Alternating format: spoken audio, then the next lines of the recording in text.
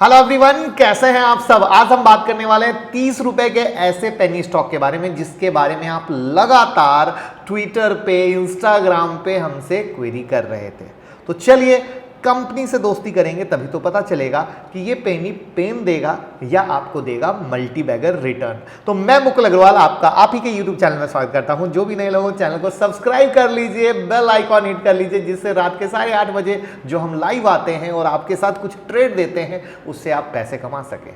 कल भी हमने कुछ ट्रेड दिए थे, उससे पैसा बना था, आप भी पैसे कमाइएगा। और अगर आप परेशान हैं कि स्टॉक मार्केट की ब्रेकिंग न्यूज़ कहाँ मिलती है, तो एक बार ट्विटर और टेलीग्राम जुड़ जाइए। लाखों लोग जुड़कर फ़ायदा ले रहे हैं और आप उसका फ़ायदा ले पाएंगे।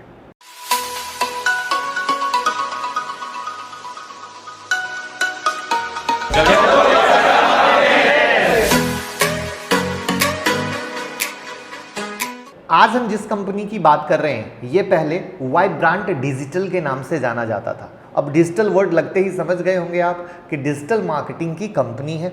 2000 में शुरू हुई थी, हेडक्वार्टर इंडिया में है। अगर ऑफिसेज की बात करें तो US, Argentina, Brazil, Chile, Mexico, UK, France, Germany, India, Australia, कई सारी जगहों पे है।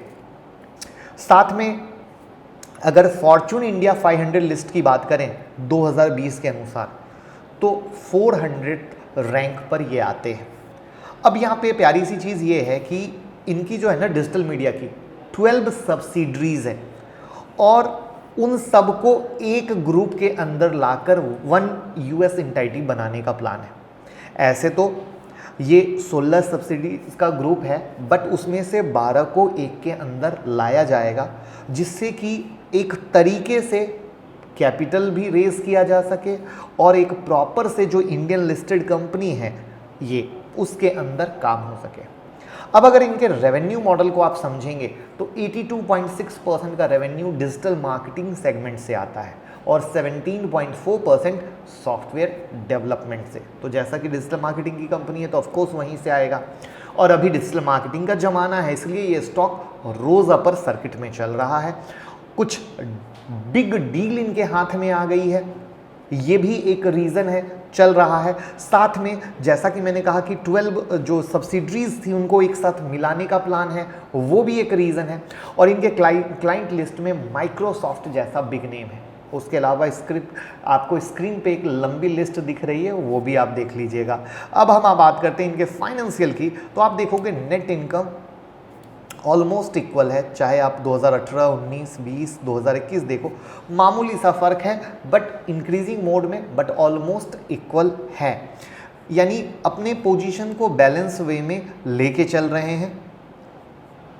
अब इनके जब हम होल्डिंग पे आते हैं तो प्रमोटर होल्डिंग में आप एक चीज़ देखोगे कि आपके सामने मार्च 2020 से लेकर मार्च 2021 तक का हमने पैरामीटर सेट किया हुआ है, जिसमें आप देखो इनके प्लेज शेयर मार्च 2020 में 19.66% के थे, लेकिन अब मार्च 2021 में ये सिर्फ और सिर्फ 11.73% के हैं। इसका मतलब क्या है?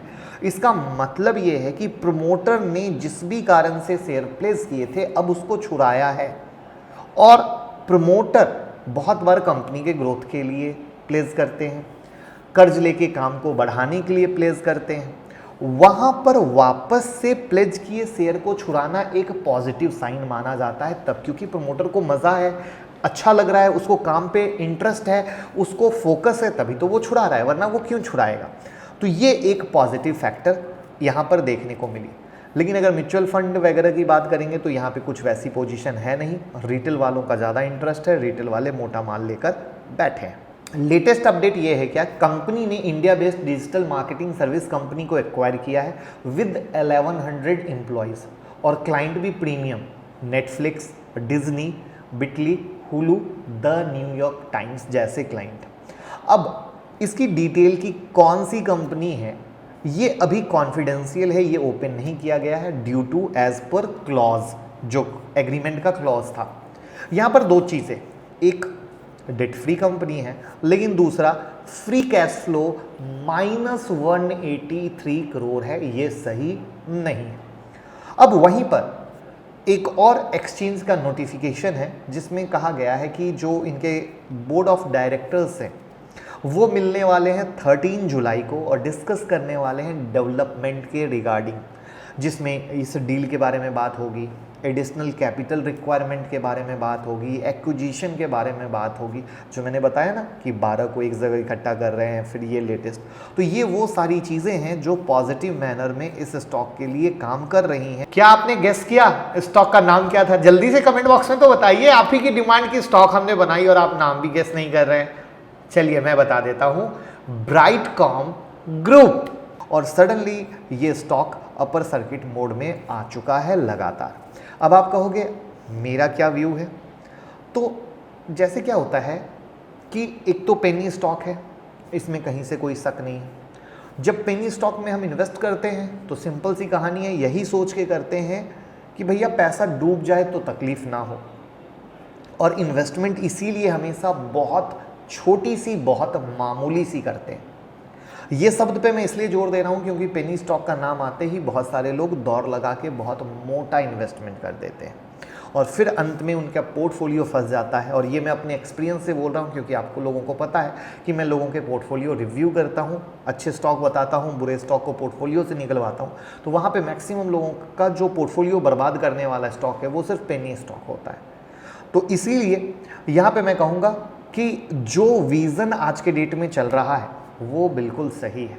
अब बड़ी कंपनियों के साथ क्या होता है कि वो जिस विज़न को लाते हैं मोस्टली वो एज इट इज चल पाते हैं, लेकिन सवाल ये है कि क्या ये जिस विज़न के साथ चल रहे हैं क्या उसको कर पाएंगे? क्योंकि बाकी सब काम तो पहले से कर रहे थे, लेकिन सडनली अभी जो दो नई कहानी आई है उसी नई कहानी पे अपर सर्किट चला है।